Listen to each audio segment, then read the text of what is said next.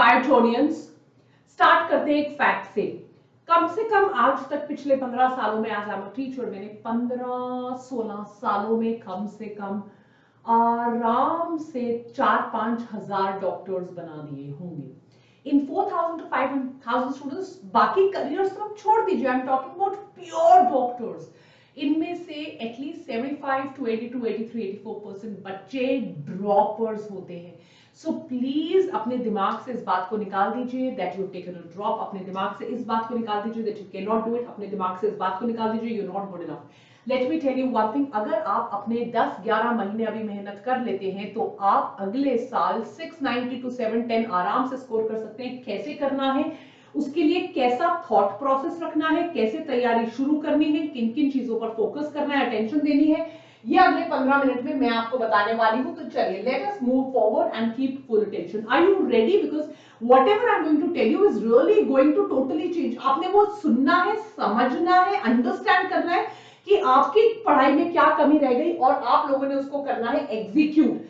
सबसे पहली चीज, इस एग्जाम को समझिए, एग्जाम के पैटर्न को समझिए। एग्जाम का पैटर्न चेंज हो चुका है।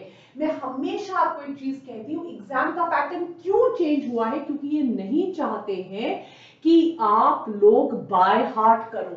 पैटर्न पे अभी कॉन्सेप्चुअल क्वेश्चन ज्यादा आते हैं, पैटर्न में अभी अंडरस्टैंडिंग बेस्ड क्वेश्चन ज्यादा आते हैं, और पैटर्न नहीं चाहता है कि आप एक्स्ट्रा चीजें करिए। इसीलिए प्योर फोकस आपका सिर्फ और सिर्फ एनसीईआरटी पर होना चाहिए। ये नया सिलेबस है। एक टाइम था आज से 4-5 साल पहले जब 3 या 4 question, 5 question out of syllabus आ जाते थे। दैट मीन्स तब जो बड़े बड़े कोचिंग इंस्टीट्यूट से, उनके लंबे चौड़े मॉड्यूल्स थे, उनसे बड़ा फायदा होता था बिकॉज एक्स्ट्रा चीजें पढ़ाई जाती थी। पर अब पैटर्न टोटली चेंज हो चुका है। मार्किंग स्कीम तो आपको पता ही है, +4 -1 है, पर अब आपको कम से कम एक चॉइस दी जाती है जिसकी वजह से आपको 200 क्वेश्चंस इन 200 मिनट्स करने हैं। इसको अंडरस्टैंड करने से क्या होगा? इसको अंडरस्टैंड करना इसलिए इंपॉर्टेंट है क्योंकि इसकी वजह से मेरिट हाई जाता है, क्योंकि इसकी वजह से टाइम मैनेजमेंट की प्रॉब्लम हो गई है, और वो बच्चे जो अपना टाइम ढंग से मैनेज कर पाते हैं वही एग्जाम में अच्छा कर पाते। तो आपको अभी सबसे ज्यादा जरूरत है एक बहुत अच्छे स्ट्रक्चर्ड स्टडी प्लान की। One plan which can help you think कि यार मेरे वीक पॉइंट्स कौन से हैं, मेरे स्ट्रॉन्ग पॉइंट्स कौन से हैं, इन वीक पॉइंट्स पे कैसे मुझे फोकस करना है।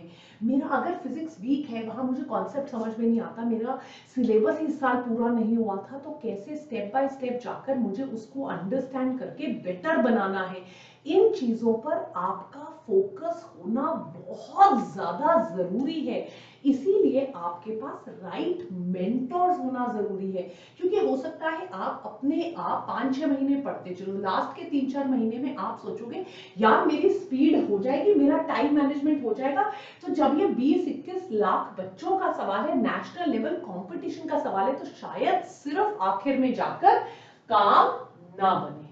इससे एक और चीज बता देती हूँ, आज आपके लिए बहुत जरूरी है कि आपको एक राइट हेल्प मिले, एक राइट गाइडेंस मिले, और वो राइट गाइडेंस देने के लिए मेरे काउंसलर्स की टीम मैंने रखी है। एक लिंक दूंगी एंड में जिसको भरकर my counsellors will get in touch with you 1-to-1, don't forget that.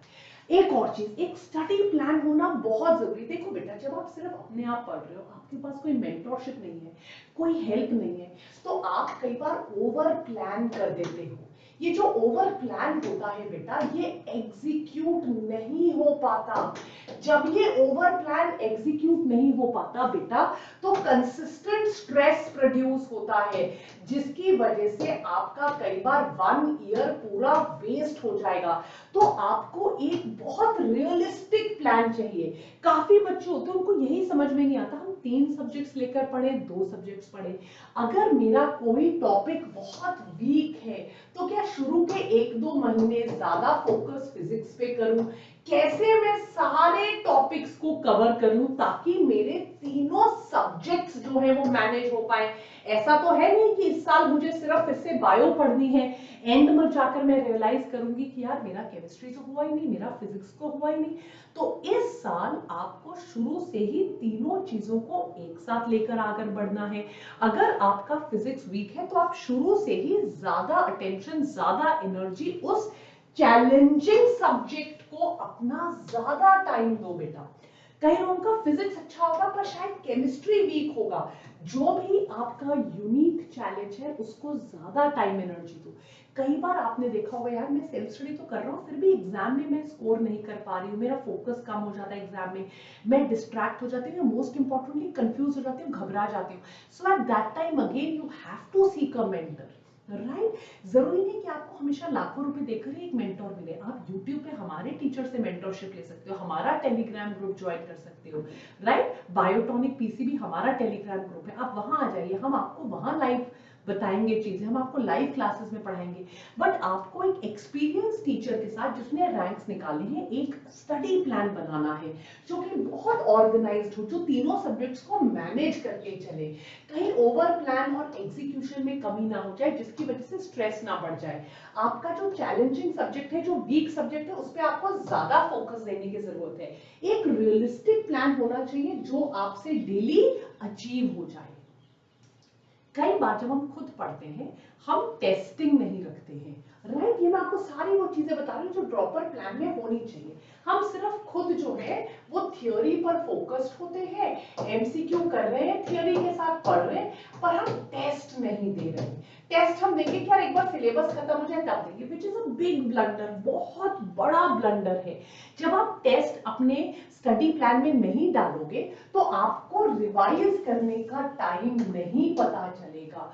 अगर आप कंटिन्यूस रिवाइज नहीं कर रहे हो, आप कितना मर्जी पढ़ते रहो, फर्क नहीं पड़ता। आप पढ़ रहे हो एक बार, दो बार, तीन बार, चार बार, आप अगर पढ़ रहे हो पढ़ते चले जा रहे हो, पर अगर आप उसको रिवाइज नहीं कर रहे हो, आप उसको दोबारा से रीडू नहीं कर रहे हो, तो आप पीछे की सारी चीजों को फॉरगेट करते चलोगे। अगर आप चीजों को फॉरगेट करोगे तो बेटा एंड में 2, 4, 6 महीने पढ़ाई करने के बाद भी आपको ऐसा लगेगा कि मैंने तो कोई पढ़ाई नहीं की, मेरा तो कुछ हुआ ही नहीं, मेरी तो पढ़ाई हुई ही नहीं। सो ये एक बहुत बड़ा ब्लंडर होता है। आपको अपने बेसिक्स पर फोकस करना है ताकि आपकी फाउंडेशन स्ट्रांग हो। ऑटोमेटिकली उसके ऊपर आप एमसीक्यू सॉल्व कर लोगे। फिजिक्स, केमिस्ट्री, बायो, आपके बेसिक स्ट्रांग होने चाहिए। कई बार एग्जामिनर प्योर एनसीईआरटी बेस्ड महा बेसिक क्वेश्चन पेपर बना देता है। फाउंडेशन स्ट्रांग होना बहुत जरूरी है। फंडामेंटल क्लियर करना बेटा, बाय हार्ट करने से आपका काम नहीं चलेगा। एग्जामिनर ने क्वेश्चन को थोड़ा सा ट्विस्ट कर दिया, आपके होश उड़ जाएंगे। सो अगर आपने कॉम्प्लेक्स प्रॉब्लम्स भी सॉल्व करनी है, अगर आपने मेमोराइज ज्यादा नहीं करना, आपने चीजों को समझकर कॉन्सेप्चुअली अंडरस्टैंड करके करना है, तो रिवाइज करना भी जरूरी है और बेसिक चीजों को करना भी जरूरी है। अगेन एक ऐसी चीज है जहां पर हो सकता है यू माइट नीड हेल्प। मैं इंस्टा लाइव देती हूँ, टेली लाइव देती हूँ, यहाँ पर लाइव क्लासेस लेती हूँ, आइए समझिए, सीख हेल्प, और ये सब कुछ फ्री में आप लोगों के लिए होता है so that you are able to really focus. ये देखिए तीनों लेक्चर्स आपके होते हैं और तीनों लेक्चर्स आपको डिटेल में लेक्चर बाय लेक्चर आपको पढ़ाया जा रहा है, वो भी टोटली फ्री में पढ़ाया जा रहा है। प्लीज इस साल काबू में रहिएगा। आपको पता है लास्ट ईयर हो सकता है आपने गलती की हो, एक्स्ट्रा कंटेंट कहीं से पढ़ा हो, अननेसेसरी चीजें टेलीग्राम से डाउनलोड की हो, अननेसेसरी कहीं से नोट्स बनाए हो। आपको ये पता है कि जब एक बार एनटीए ने बता दिया कि यार यही करना है तो वही बेसिक चीजें आपको करनी है, उसके ऊपर आपको कुछ भी करने की जरूरत नहीं है। यह आपको पता है, पावर रिविजन की वानी मैम की किताब आई है। अगर आप इसको और एक ये किताब जिसको हम एनसीईआरटी कहते हैं, बायो में अगर आपने सिर्फ इन दोनों चीजों को कर लिया, अगर आप वेदांतों के स्टूडेंट्स हो और आपने सिर्फ वेदांतों के मटेरियल को सॉल्व कर लिया, और अगर आप बायोटॉनिक से पढ़ रहे हो तो अपनी ही बुक के डीपीपीज बनाकर मैं आपको दे रही हूं। आपने हमेशा हमेशा मैं एक चीज कहती हूँ, एक बुक लीजिए और उस एक बुक को 4 टाइम्स कीजिए। This is insanely more powerful than anything else, right? तो आप टेक्स्ट बुक फोकस कीजिए एनसीईआरटी और कोई एक रेफरेंस बुक ले लीजिए एमसीक्यू। अब इसमें मेरी बुक की क्या एडवांटेज है, प्रीवियस ईयर क्वेश्चंस उसमें दिए हुए हैं, नए पैटर्न के क्वेश्चंस, मल्टीपल ऑप्शंस करेक्ट वाले क्वेश्चंस, असर्शन रीजन वाले क्वेश्चंस, और एनसीईआरटी की लाइन से क्वेश्चन बना के एनसीईआरटी का पेज नंबर मेरी बुक में दिया हुआ है। और ये सबसे रिनाउंड पब्लिकेशन एमटीजी की बुक है। तो मैं आपको क्या कह रही हूं, आप एक एनसीईआरटी पर फोकस कीजिए अगर मैं बायो की बात करूं, और उसके बाद आपको कुछ नहीं करना, सोचना भी नहीं आपको कुछ और। आप उसके बाद एक एमसीक्यू लीजिए, इंटायर सिलेबस को कॉम्प्रिहेंसिवली 4 to 5 टाइम्स इधर से कीजिए और रेगुलर मॉक टेस्ट दीजिए, that is it. Multiple times अगर आप एक जगह से एमसीक्यू सॉल्व करोगे, it is so much more better than doing multiple books one time, right. आप ये देखिए, हमारे टेलीग्राम को देखिए, रोज आपको वाणी मैम पीडीएफ देती है, रोज आपको डीपीपीज मिलते हैं। अगर आप इतना कर रहे हो, और एनसीईआरटी तो आपको पता है, मेरी क्लासेस में बायो में अगर आपने हमारे लेक्चर देखे, मैं हैंडमेड नोट्स करवा रही हूँ, एनसीईआरटी करा रही हूँ, हैंडमेड नोट्स, उसके अलावा आपको कुछ भी करने की जरूरत नहीं है। बट यस, गलती कहां खाते हैं हम, जहां हम थ्योरी पर ज्यादा फोकस करने लग जाते हैं, वहीं पर हम गलती करते हैं।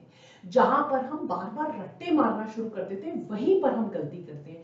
जहां पर हम एमसीक्यू सॉल्व नहीं करते, आप हमारा कम्युनिटी पेज देखिए, आप हमारा टेलीग्राम चैनल देखिए, आपको रेगुलर एमसीक्यू सॉल्व करने। और हो सकता है कि यार आपके मन में आए, मुझे ना पता नहीं चल रहा मेरी प्रॉब्लम क्या है, कुछ तो गड़बड़ मैं कर रही हूं, पर वो क्या गड़बड़ कर रही हूं मुझे समझ में नहीं आ रहा। दैट इज व्हाई मैं आपको अपने काउंसलर्स का नंबर दूंगी, आप उनसे बात कीजिए, आप अपनी क्वेरी सबमिट कीजिए, हमारे काउंसलर्स आपको काउंसल करेंगे, बात करेंगे, क्या प्रॉब्लम है आपको फिजिक्स में, केमिस्ट्री में, कहां पर क्या प्रॉब्लम है। और फिर देखिए, आपका जब एक बार प्रॉब्लम आइडेंटिफाई हो जाएगा, तो ऑटोमेटिकली आपको इंप्रूवमेंट अपने अंदर नजर आएगी।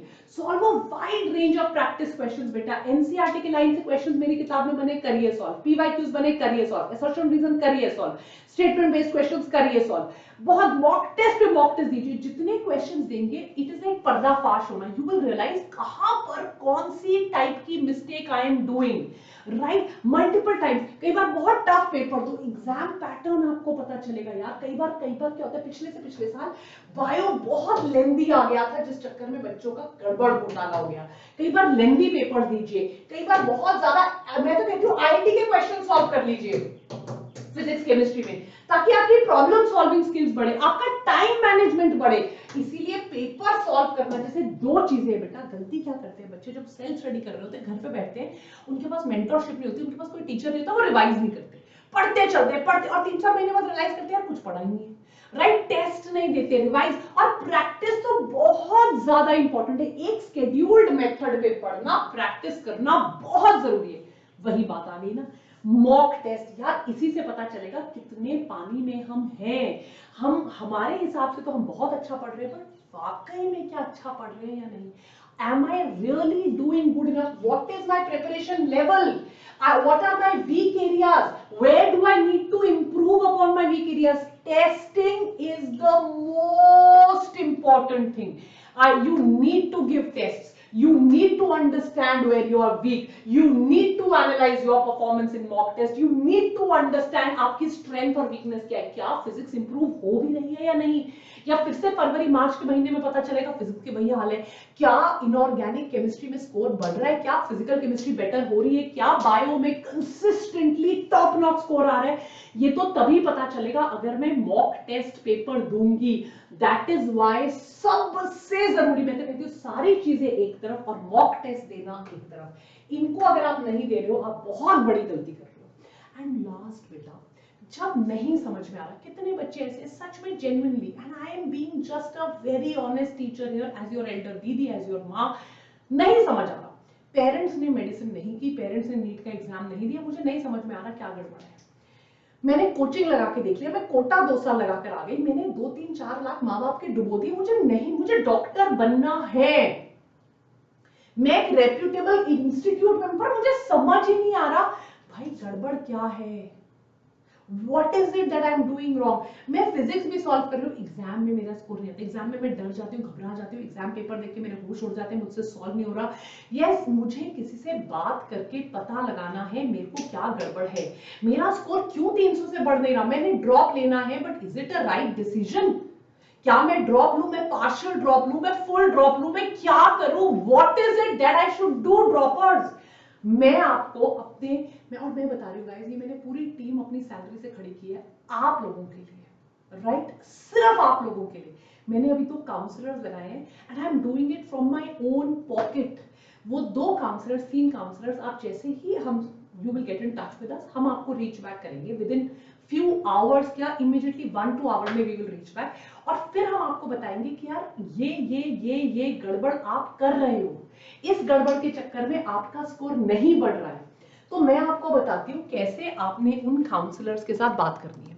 जब आप हमारे डिस्क्रिप्शन बॉक्स में जाओगे, डिस्क्रिप्शन बॉक्स पे यहां मैंने इंक्वायरी फॉर्म एक डाला हुआ है, आपको दिख रहा होगा। जब आप इस पे क्लिक करोगे ये आपका एक फॉर्म आ जाएगा। ये आपका फॉर्म क्या है बेटा? ये आपका फॉर्म है यार, आप सिर्फ इसको भर दो।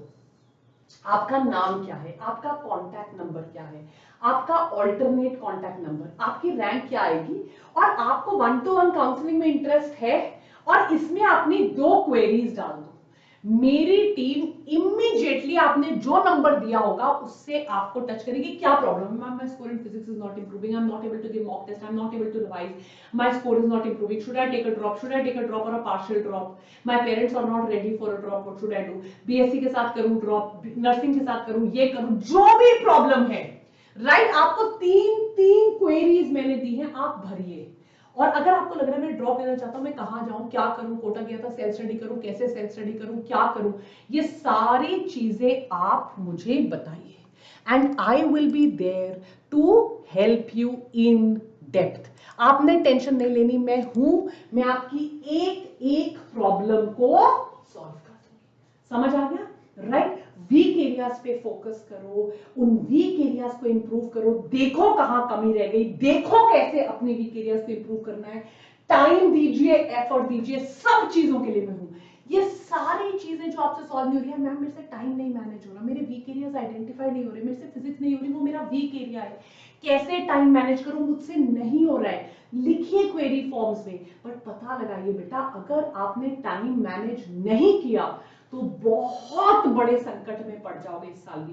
तीनों चीजों को एक साथ लेके नहीं गए, रिवाइज नहीं किया अगर इस साल भी, अगर इस साल मॉक टेस्ट पेपर्स नहीं दिए, तो बहुत बड़ी प्रॉब्लम में आ जाओगे, क्योंकि अगर पार्शियल ड्रॉप ले रहे हो तो और ज्यादा टाइम मैनेजमेंट करना है, राइट? अगर पार्शियल ड्रॉप कर रहे हो तो ग्रेजुएशन करनी है, साथ में टाइम मैनेज करना है। But last I am there for you, सारा सिलेबस मैं करवाऊंगी, आराम से बैठकर पढ़ाई करनी है, हेल्दी रहना है, रिलैक्स रहना है, पढ़ाई करनी है, बैलेंस डाइट खानी है, बीच में घूमने फिरने भी जाना है, हेल्थ का ध्यान रखना है, हर एक चीज का ध्यान रखना है। यार हमारा टेलीग्राम देखो कैसे प्यार से तुम लोगों को पीछे पढ़ पढ़ के एक एक काम करवाते हैं। Just don't worry, I am there for you.